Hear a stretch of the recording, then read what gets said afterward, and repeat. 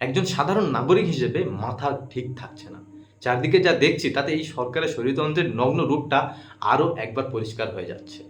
গত ২৫শে জুলাই নিট দুর্নীতির প্রতিবাদে ককরোচ জনতা পার্টির ডাকে হাজার হাজার ছাত্রছাত্রী যখন সংসদ চলো অভিযানে নামলো, তখন দিল্লি পুলিশ কী করলো? তারা ব্যারিকেড দিয়ে, কাঁদানে গ্যাস ছুঁড়ে আর বেধড়ক লাঠিচার্জ করে পড়ুয়াদের উপর ঝাঁপিয়ে পড়ল। ভাবলে গায়ে কাঁটা দেয় যে এই পুলিশি হামলায় ৬০ জনেরও বেশি প্রতিবাদী ছাত্রছাত্রী মারাত্মকভাবে আহত হয়েছে। সবচেয়ে লজ্জার বিষয় হলো যে ডাক্তাররা রাস্তায় নেমে আহত ছাত্রছাত্রীদের প্রথম চিকিৎসা দিচ্ছিলেন, পুলিশ তাদেরকেও রেয়াত করেনি। তাদের বয়ান অনুযায়ী নির্দয়ভাবে মারধর করেছে। এ কোন দেশে বাস করছি আমরা, যেখানে শিক্ষামন্ত্রী ধর্মেন্দ্র প্রধানের পদত্যাগ আর শিক্ষায় সামান্য স্বচ্ছতা চাওয়ার অপরাধে এমন পুলিশি বর্বরতা সহ্য করতে হয়? আর ওই পুলিশ ভাইদের উদ্দেশ্যে আমি বলতে চাই, আপনাদের লাঠির ঘায়ে যাদের মাথা ফাটছে, তারা যদি আপনাদের ঘরের ছেলে মেয়ে হতো। সরকারের অন্ধ গোলামি না করে একটু নিজেদের বিবেকের কাছে প্রশ্ন করুন। এই চরম অন্যায়ের বিরুদ্ধে গত ২১শে জুলাই বিরোধী দলের নেতারাও রাস্তায় নেমেছেন।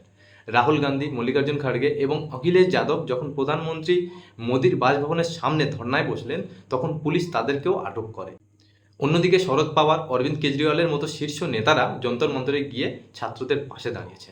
কিন্তু অবাক করার বিষয় হলো, আজ বিজেপির নেতারা নির্লজ্জের মতো বলছেন যে প্রধানমন্ত্রীর বাসভবনের সামনে রাহুল গান্ধীর এই প্রতিবাদ নাকি বাচ্চাদের মতো আচরণ, এবং তিনি নাকি রাজনৈতিক স্বার্থে দেশ ভাগ করার চেষ্টা করছেন। যে ছেলে মেয়েগুলোর ভবিষ্যৎ নিটের প্রশ্নপত্রের কারণে ধ্বংস হয়ে গেল, আর যে ছাত্রছাত্রীরা অবসাদে আত্মহত্যার পথ বেছে নিল, তাদের জন্য এদের কোনো অনুশোচনা নেই।